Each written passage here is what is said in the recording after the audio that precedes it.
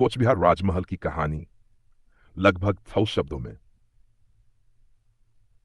एक शाही अतीत की झलक। कोच बिहार एक शांत हरे भरे मैदानों से घिरा शहर जो पश्चिम बंगाल के उत्तर में स्थित है। लेकिन इस शांति के बीच एक महल है, कोच बिहार राजमहल, जो आज भी अतीत की राजसी गाथाओं को अपने गर्भ में समेटे हुए है। यह महल न सिर्फ एक इमारत है, बल्कि यह उस युग की निशानी है जब रियासतें अपने वैभव, संस्कृति और राजनीति के केंद्र होती थीं। कोच बिहार का इतिहास 23वीं शताब्दी से जुड़ा है, जब कोच राजवंश ने यहां शासन करना शुरू किया। यह वंश असम और बंगाल के सीमावर्ती इलाकों में फैला हुआ था और अपने समय का एक सशक्त और समृद्ध राज्य था। राजा नृपेंद्र नारायण और उनकी दृष्टि को राजवंश के सबसे प्रसिद्ध शासकों में एक थे। महाराजा नृपेंद्र नारायण वे 1263 में महज 2.5 साल की उम्र में गद्दी पर बैठे और एक अंग्रेज अभिभावक की देखरेख में बड़े हुए। उन्होंने इंग्लैंड जाकर पढ़ाई की और वहीं से उन्हें यूरोपीय संस्कृति, शिक्षा और वास्तुकला की प्रेरणा मिली। जब वे बड़े हुए तो उन्होंने अपने राज्य के लिए कुछ ऐसा बनवाने का सपना देखा जो कोच बिहार को एक नई पहचान दे। इसी सोच से जन्म हुआ कोच बिहार राजमहल का, जिसे अंग्रेजी में कूच बिहार पैलेस या royal palace of Cooch Behar कहा जाता है। इस महल का निर्माण 1879 में शुरू हुआ। इसे इतालवी रिनेसांस शैली में डिजाइन किया गया था। महल को देखकर लगता है जैसे किसी यूरोपीय शहर के दिल में खड़ा एक विशाल संग्रहालय हो। राजमहल की बनावट और भव्यता। कोच बिहार राजमहल पूरी तरह से लाल ईंटों से बना है। इसकी सबसे ऊंची गुंबद लगभग 184 फीट ऊंची है, जो दूर से ही नजर आ जाती है। महल का फैलाव लगभग 15,000 वर्ग फीट में है।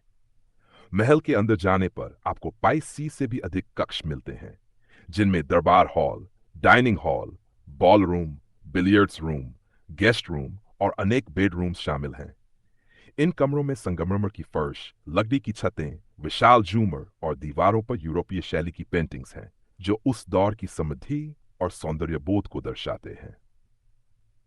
रानी सुनीति देवी एक प्रेरणादायी रानी, महाराजा नृपेंद्र नारायण ने विवाह किया था। रानी सुनीति देवी से जोबड़ौदा के सुधारवादी राजा केशवचंद्र सेन की बेटी थी। रानी सुनीति देवी भारत की पहली शिक्षित रानियों में से एक थी और उन्होंने महिला शिक्षा और समाज सुधार के क्षेत्र में बड़े योगदान दिए। उन्होंने कोच बिहार में लड़कियों के लिए स्कूल खुलवाए और रानी की भूमिका को केवल महल तक सीमित नहीं रखा। वे खुद लेखिका भी में जाकर भारतीय महिलाओं की स्थिति पर भाषण देती थीं। राजमहल की जीवंतता। उस समय का कोच बिहार राजमहल सिर्फ राजा रानी का निवास स्थान नहीं, बल्कि यह सांस्कृतिक गतिविधियों का केंद्र भी था। यह संगीत समारोह, नृत्य, अंग्रेजी चाय पार्टियां और दरबार लगाए जाते थे। विदेशी मेहमानों के स्वागत के लिए विशेष आयोजन होते थे। महल के अंदर ब्रिटिश और भारतीय शैलियों का अनुभव देखने को मिलता था। राज परिवार कला और संगीत प्रेमी था। कहा जाता है कि कोच बिहार के दरबार में शास्त्रीय संगीत और पेंटिंग को विशेष संरक्षण मिलता था। रहस्यों और लोक कथाओं की परछाई। हालांकि कोच बिहार राल सिरावनी जगह के रूप में मशहूर नहीं, लेकिन वर्षों से कुछ लोक कथाएं जुड़ी रही हैं।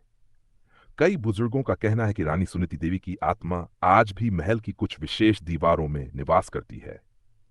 रात के समय महल के कुछ हिस्सों में अजीब सी सन्नाटा और सरसराहट महसूस होती है। कुछ लोगों ने दावा किया है कि उन्होंने किसी महिला की परछाई देखी जो पारंपरिक पोशाक में थी और दीवार में गुम हो गई। ऐसी घटनाओं को लेकर कभी कोई ठोस प्रमाण नहीं मिले, लेकिन स्थानीय लोगों की कहानियों ने इस राजमहल को एक हल्का सा रहस्यात्मक रूप दे दिया है। आज का कोच बिहार महल। आज कोच बिहार राजमहल को एक संग्रहालय के रूप में परिवर्तित कर दिया गया है। यह पश्चिम बंगाल पर्यटन का एक प्रमुख केंद्र बन चुका है। यहाँ पर्यटक न केवल महल की भव्यता देखने आते हैं, बल्कि उस इतिहास को भी महसूस करते हैं जो इस महल की दीवारों में कैद है। महल के अंदर अब राजाओं की पुरानी वस्तुएं, हथियार, फर्नीचर, वस्त्र और दुर्लभ चित्र रखे गए हैं। महल के बाहर हरा भरा बाग है जो फोटो और फिल्म शूटिंग के लिए एक बेहतरीन स्थान बन चुका है। संक्षिप्त में, कोच बिहार राजमहल एक ऐसा स्थल है जो इतिहास, कला, संस्कृति और सौंदर्य का मेल है।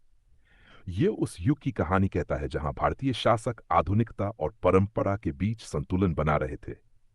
यह महल हमें याद दिलाता है कि भारतीय रियासतों ने न केवल सत्ता चलाई, बल्कि ज्ञान, संस्कृति और समाज सुधार में भी योगदान दिया। आपके लिए एक सवाल, क्या आप कोच बिहार में जाना चाहेंगे? और अगर आप वहां गए हैं तो आपने क्या महसूस किया? कमेंट में बताइए। अगर आप चाहें तो मैं इस कहानी पर आधारित एक video script, short film script या इंस्टाग्राम रील स्क्रिप्ट भी तैयार कर सकता हूं। साथ ही इस पर आधारित पॉडकास्ट या ऑडियो स्टोरी भी बना सकता हूं। बताइए, आप आगे क्या चाहेंगे?